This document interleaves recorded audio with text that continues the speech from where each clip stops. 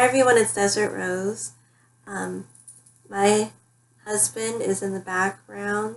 He is about to go to bed, but I wanted to make this video. This is an accumulated deck haul, so in the title I'm probably gonna make it like a deck binge haul. So he has 2 decks that I'm going to show for him, but in the meantime I'm going to show some decks of mine, and then I'll put his somewhere in the midst of all of this. So I'm sorry if you see this shirt all the time. I wear stuff a lot until I can't wear it anymore. So if I like something, you'll probably see me in it a lot. I'm gonna start off with the one Oracle deck that I have here, which is the Aboriginal Dreamtime Oracle by Mel Brown.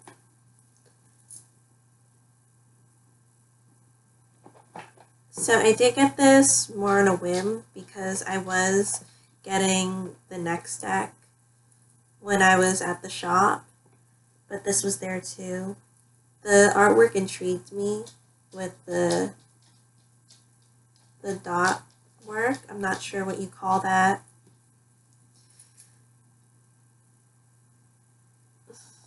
But this is by Rockpool Publishing.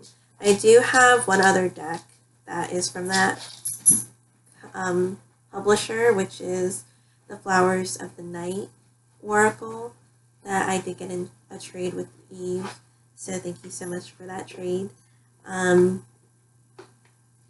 I'm so glad that I got this deck because it's such a deep-rooted understanding, ancestry, Aboriginal deck. So this is the back, and before I get into the deck, I'm sorry I'm all over the place. This is the guidebook. I do like the landscape format of this, and what's really touching about this guidebook are the stories, because they really do give the impression, or they are the stories of the Aboriginal people. So I'm going to go through some of the cards. And they're simple, but they have really deep meanings to them. I'm actually going to do a walkthrough of this deck as well as a review. This stays on my nightstand.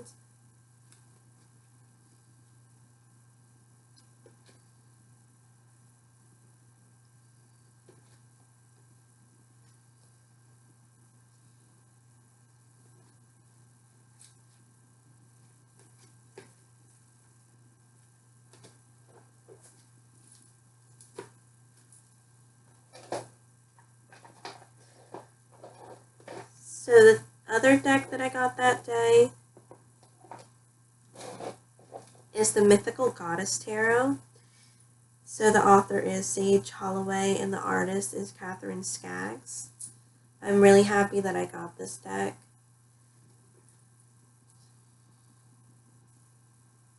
Because it's a great reader. It's simplistic.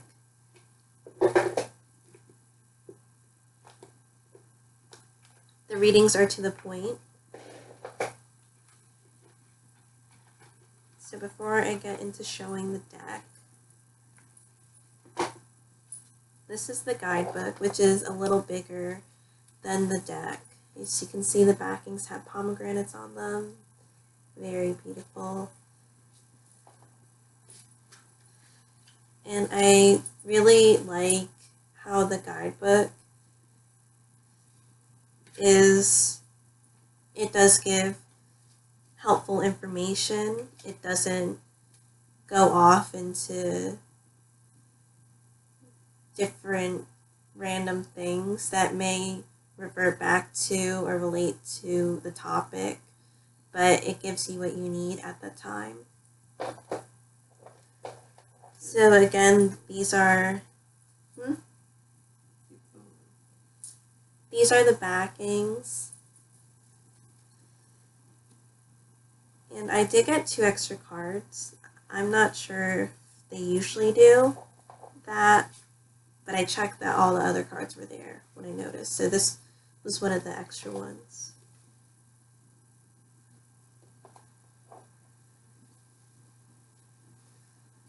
They do give off a pippish feeling to them, which isn't a surprise because of, again, the simple artwork. But they do say a lot, and you can expand from the meaning quite easily.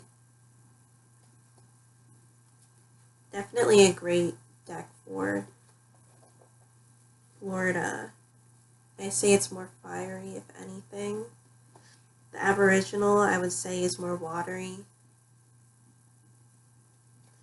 And what I love most about this deck are the figures, that they're more maternal.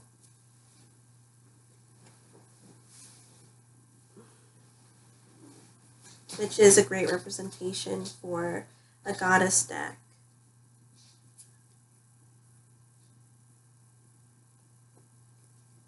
And it's more relatable, at least for me.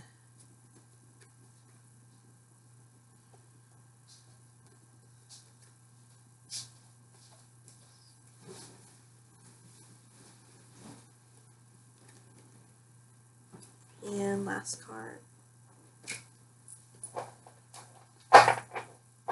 So I've been using these for readings lately, as well as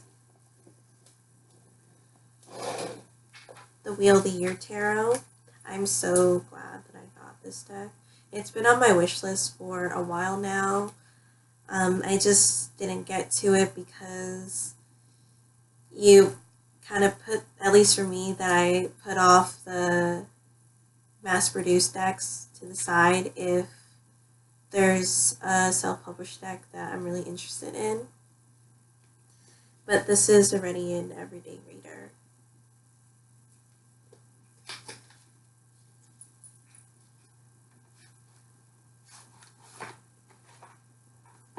I usually like smooth transitions for my social media. I'm talking about my Instagram. So I don't have brighter decks on my Instagram right now, so that's one of the reasons why people that follow me on YouTube and on Instagram may not have seen some of these decks that I've shown. So this is the back. I love orange for decks, especially that burnt orange. There is some nudity in here, but not a lot.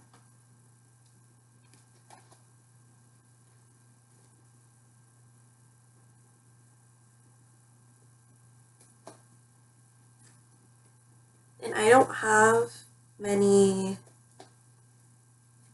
upbeat decks, so I'm happy that I have this now. I'm sorry, I'm hoping that you guys have been seeing the other decks clearly.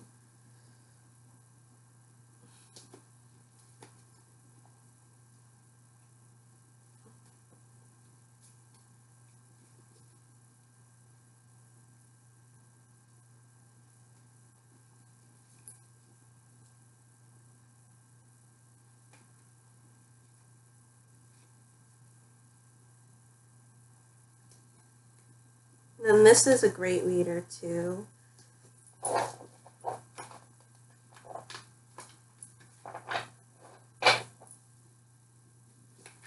It has more traditional meanings. And this is a Lo Scarabeo by Maria Carati, art by Antonella Platano.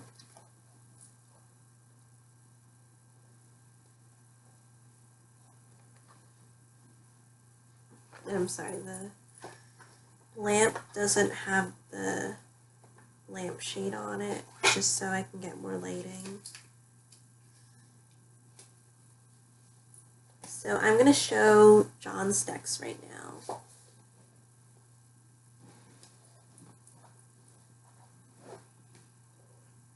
So the first one that he got is the Sinking Wasteland Tarot. This is the box. It's on Etsy. This is the 3rd edition of it. A post-apocalyptic goth western tarot deck featuring original artwork for all 78 cards. And then there's also a website too for it, sinkingwastelandtarot.com. So it opens up like this.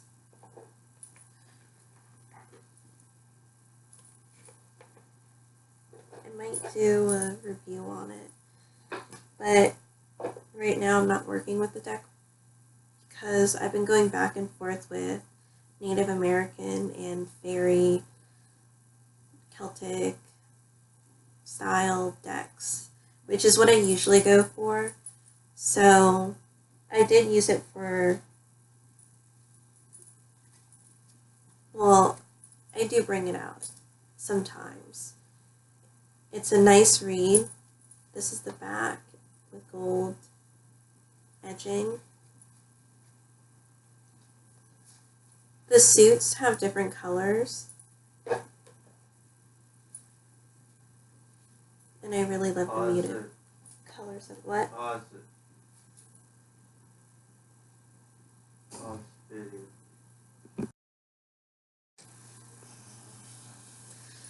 Sorry.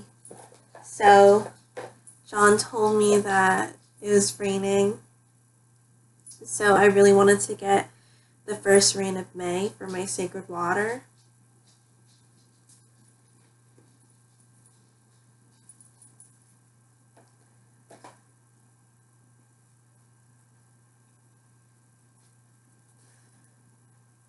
So this deck reminds me of this show Ben 10 that was a little after my childhood, but I did see previews of it.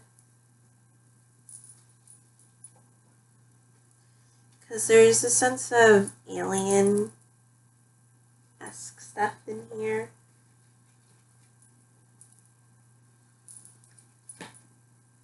And whenever I read this deck, it reminds me of narrations that you get in like superhero movies. And sometimes I read like that in my head.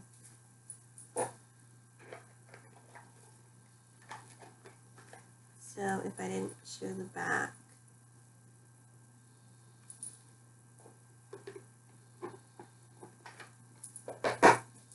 And his other deck is the Zombie Tarot,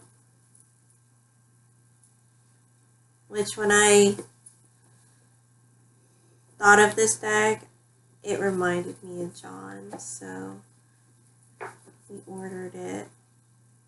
It's a beautiful box, really cool. I've wanted to connect with this deck, but I haven't. It may not be the right time or it may not happen at all, but I'm hoping that one day I do connect with it because it's one of the more out there ones. And this is the guidebook.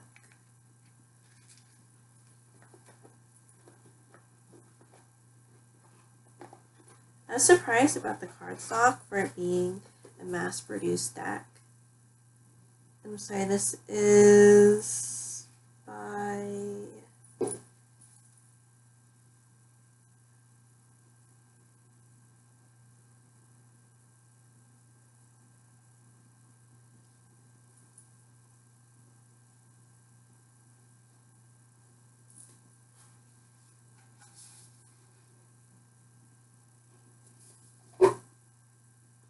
sorry, I can't find the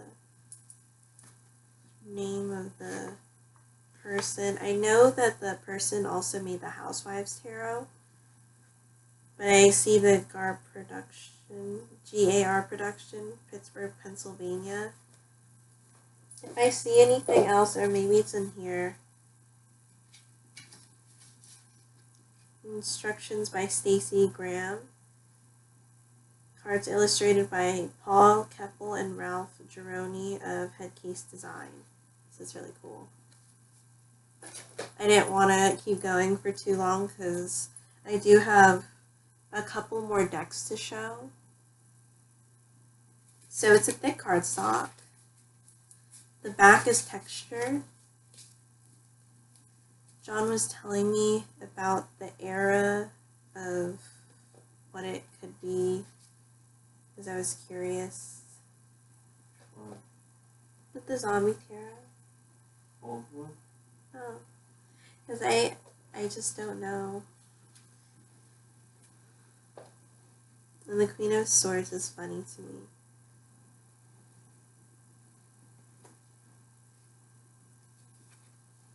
Because we've had discussions about what our weapon of choice would be if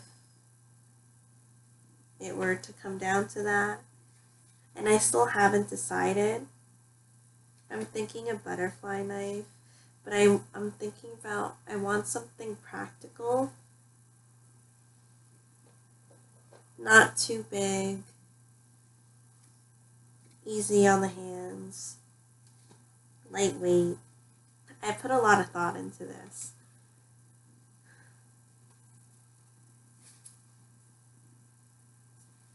But alas, the Zombie Tarot has not called to me. So, last card.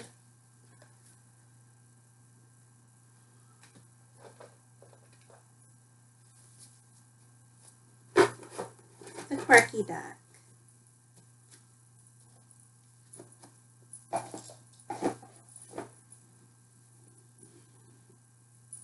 So this next deck is,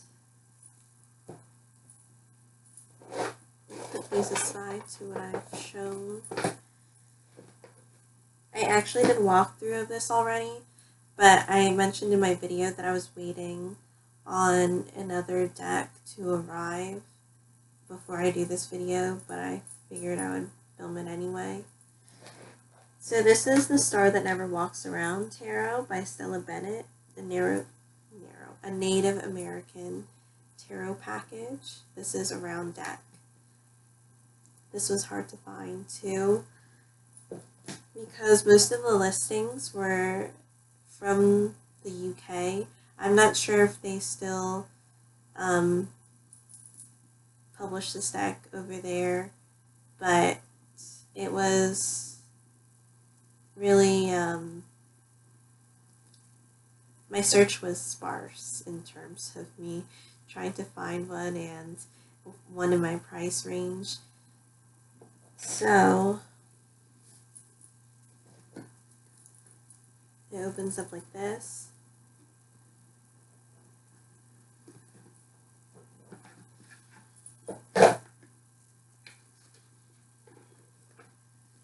The booklet does go into some symbols in the deck and background information on different cultural aspects. Overall, I would say it's more of a basic tarot book. There are pictures of the cards here.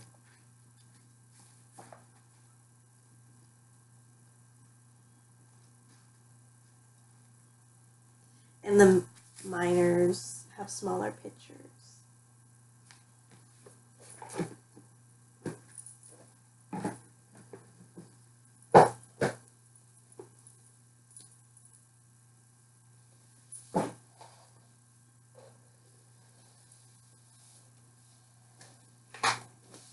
Sorry, I changed positions.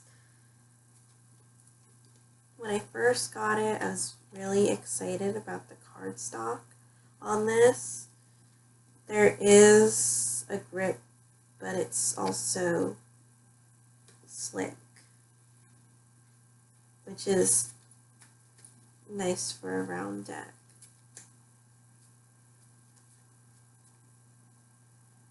I love the simplicity of it.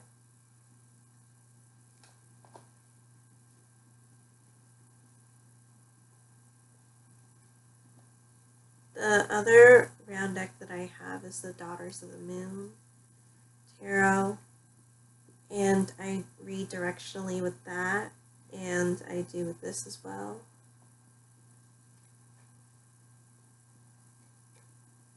That was kind of like the gateway deck to round decks for me.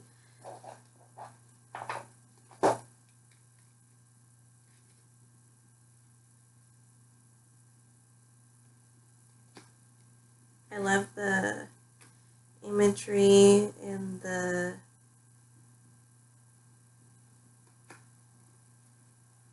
background. With these colors, I can use this on I can use it more frequently because I usually use decks that are toned down. Just my preference.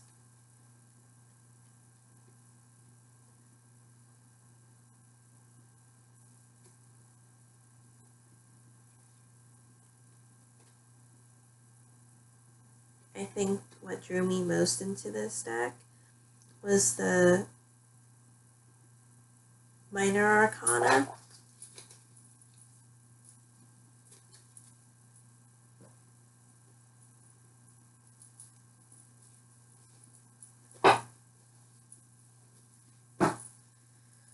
So I have a couple more. I'll go through. Well, not like you guys can see, but the next one is the Dreams of Gaia Tarot. I'm sorry, I'm like out of it. It's late. It's almost 2. So some people use this as an oracle. I could see why, and it does give off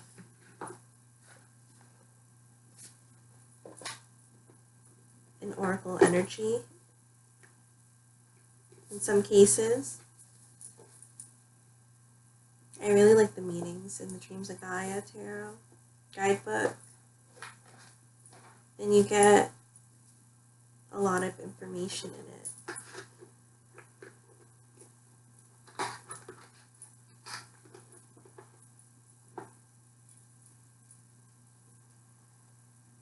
So these are the backs. These are the newer edition with gold edging. I knew that I would get along well with this deck.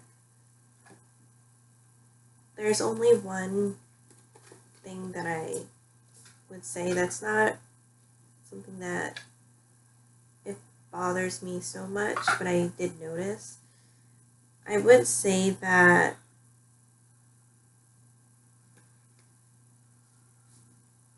it's not much of a diverse deck. And with some of the imagery that I am making an assumption would be another race, that they don't really carry the traditional features in their facial structure of that race. And I'm not trying to say it like in a bad way. I'm just, when I was looking at the deck, that's what stood out to me. But other than that, the deck is beautifully done, and it's a great reader.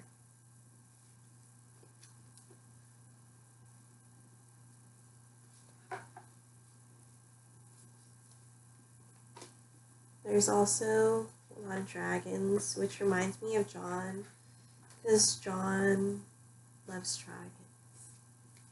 He does remind me of the dragon.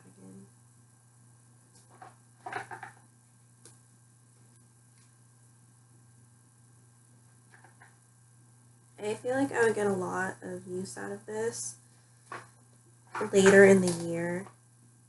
It still stays on my nightstand because I do have a place where I keep my decks. it likes to be there.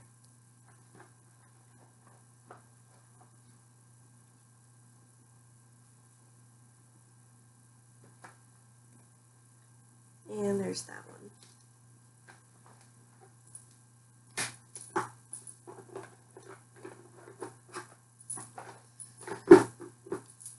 I'll try to make this under 40 minutes. So.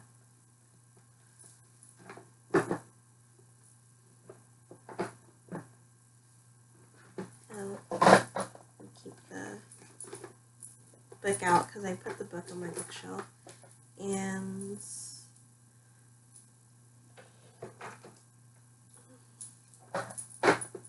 put it on my nightstand again.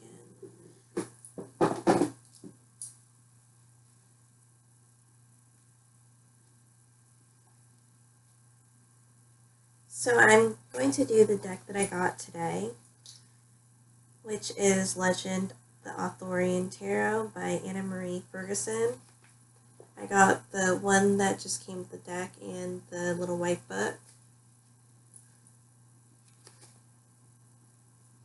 I've been looking at this for a long time, but similar to the Wheel of the Year Tarot, I just didn't get it because it was a deck that I could get to or I could purchase more easily than the self-published ones, which is a little surprising because this deck definitely looks like one of those hard to find decks. Why I held off from it for a long time is mainly because of the backings. I love Anna Marie Ferguson's artwork. I did have the Merlin Tarot, but I was disappointed that it didn't have any illustrations for the Minor Arcana. It was I could read it, but as I said, I wanted to see more of her artwork, so I didn't really use it. But for this, I wasn't sure how I felt about the backings. Firstly,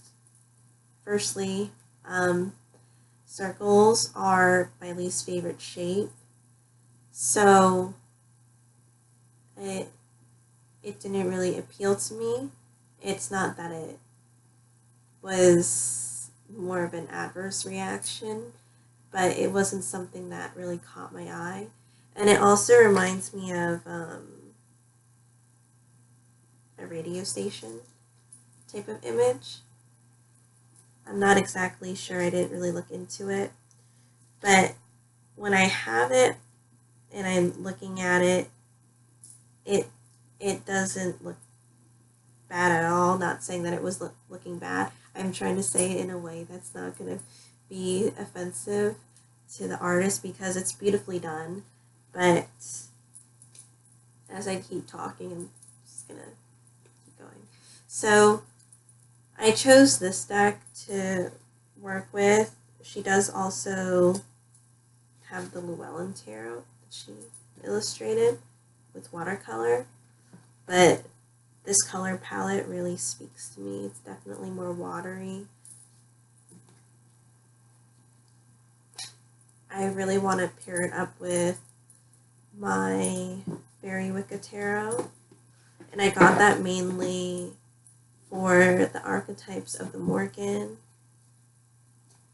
as well as the mythology that is also extended in here too. They're not really extended because they're separate artists or creators, but I know that I'll get a lot of use out of it.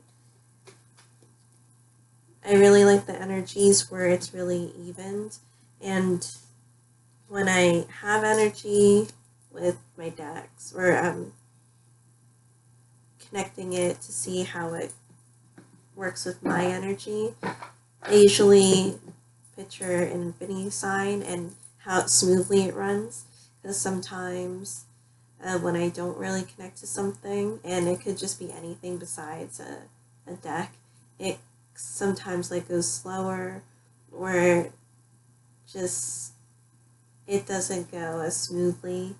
But this one, it does work very well with me. And I know I'll get a lot of use out of it when I use it. She does introduce a lot of light in her artwork.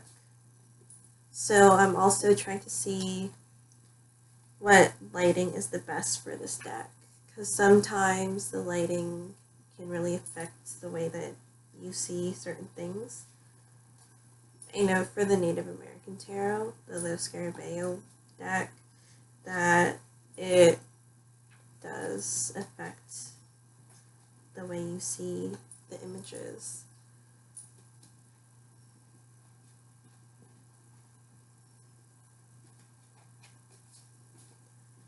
So the main reason why I got this deck is because of the double card, which is Carnunos.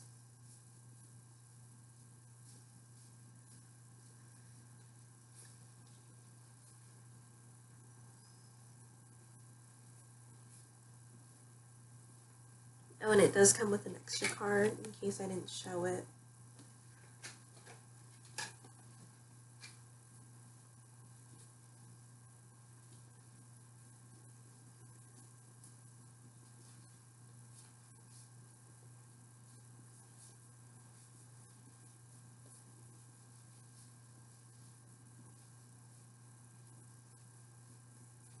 Okay, so this is the double card.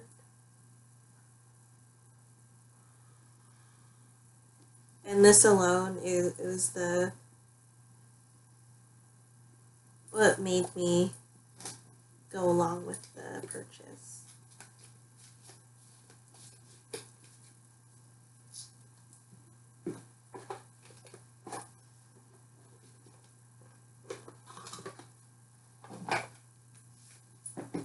And this is the Little White Book. This is more of a basic one. There is a little information about the pictures, but it won't be a problem if I don't have a lot of information about it. Because I'll go off of what I know and what the reading is relaying to me, and also I could look at other books that I have on these topics. So I really love the box that it comes in. And this is probably my favorite type of Llewellyn cardstock, or the thickness. I would say it's around, it's kind of rough on the edges, but Fairy Wicca is probably my favorite cardstock out of Llewellyn.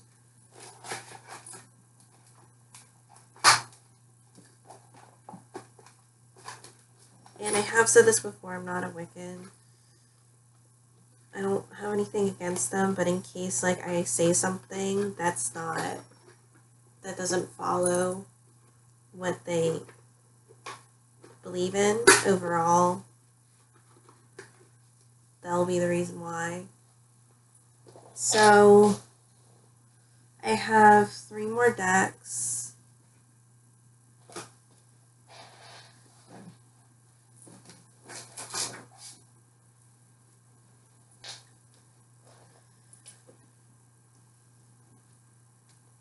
So I made this order with the Wheel of the Year Tarot. I got this deck because I really love the images for the Native American cards that are depicted in here. This is the Star Tarot. I'm late on the bandwagon for this, but blue is my least favorite color.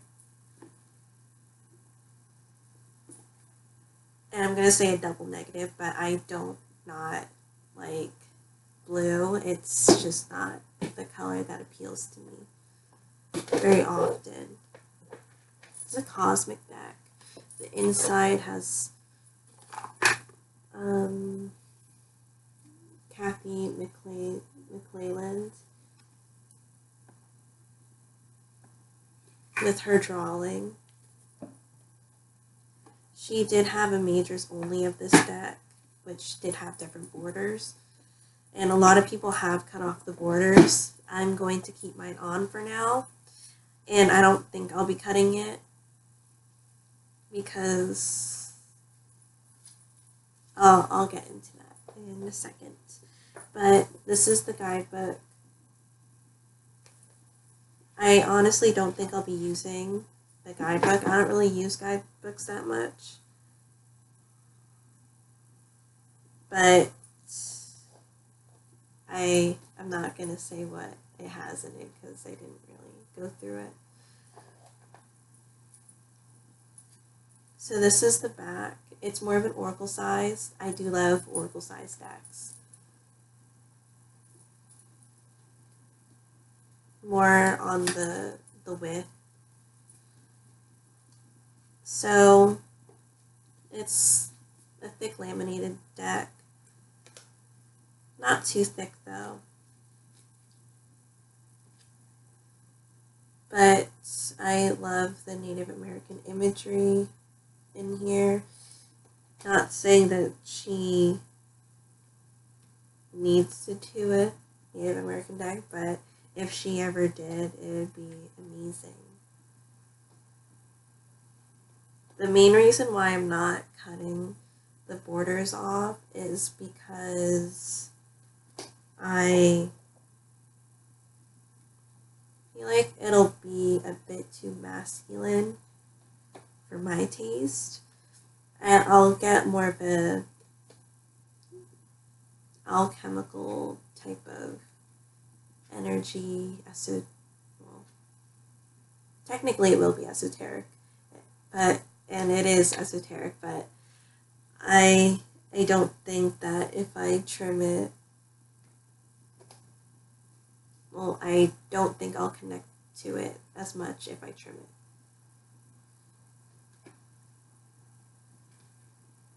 And I love the rainbows in here. I also thought it would be a great deck to work with down here. This also likes to be near me a lot.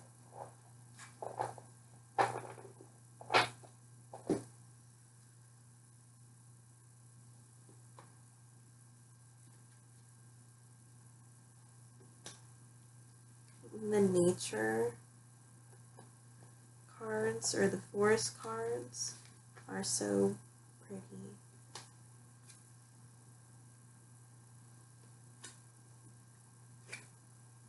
So last card.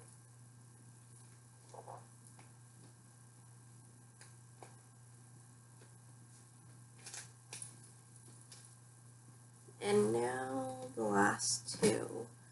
So this was the deck that I've waited on. And I did print out the guidebook that the artist's son emailed me because the artist's son is, or the creator's son said that it would be a good idea for her to make a website. So he might be the person that runs it. But this is the guidebook for the deck.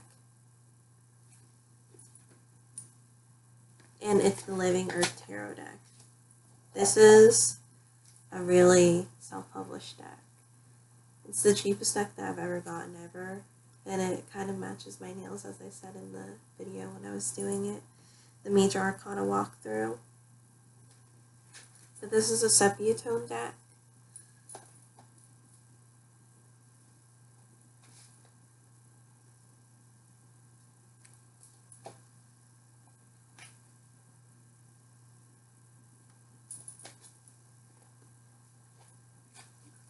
And I love this deck. It's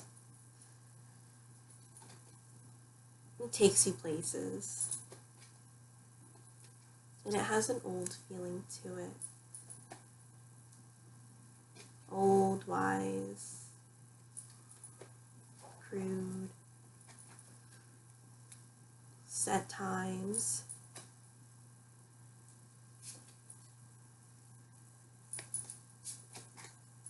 Witty. So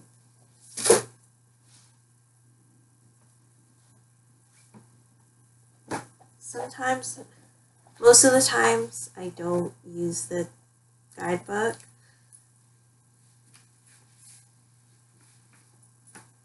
But I have it just in case. And I feel like since I do love the deck so much, I want to get as much as I can out of it. So I might read a lot more out of it than I think I will. Or that I'm, anticipating on. So this deck is also based off of All My Relations.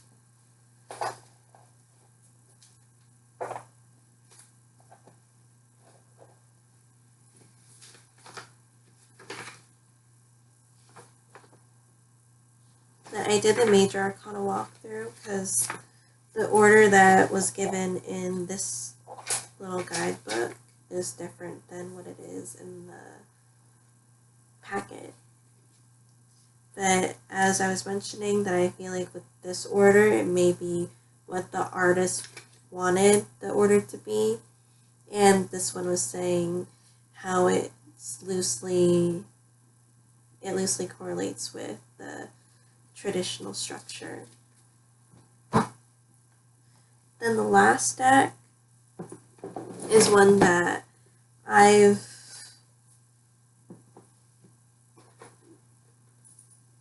looked at, but then I've never gotten.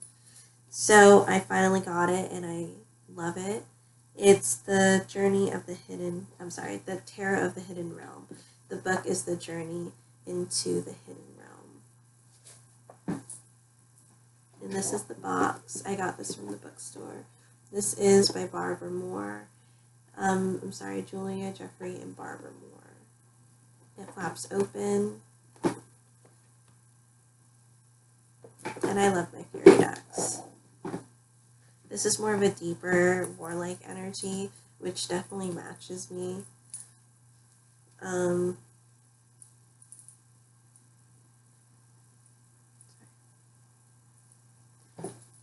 I do keep it in this. The main reason why I didn't get it before was that I didn't know how facey it was going to be. But you really get to meet the people in the deck, or the fae in the deck. The back is one of my favorite backings for a deck. It reminds me of a dragon, and I have heard people say that.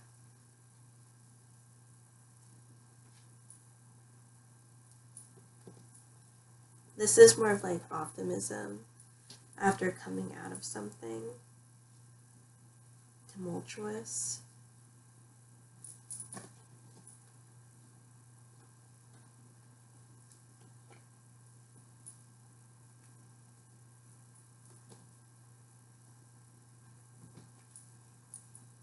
The Morgans in this deck.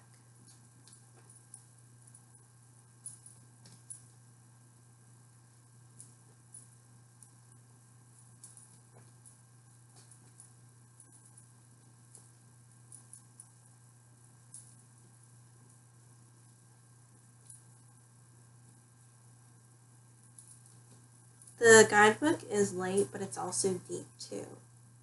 That you can go deeper into the card if you choose to.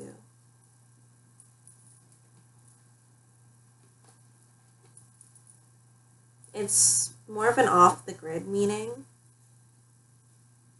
in terms of the traditional things that you would see in a tarot guidebook, which I'm always up for, because the decks that I usually get are more of their own.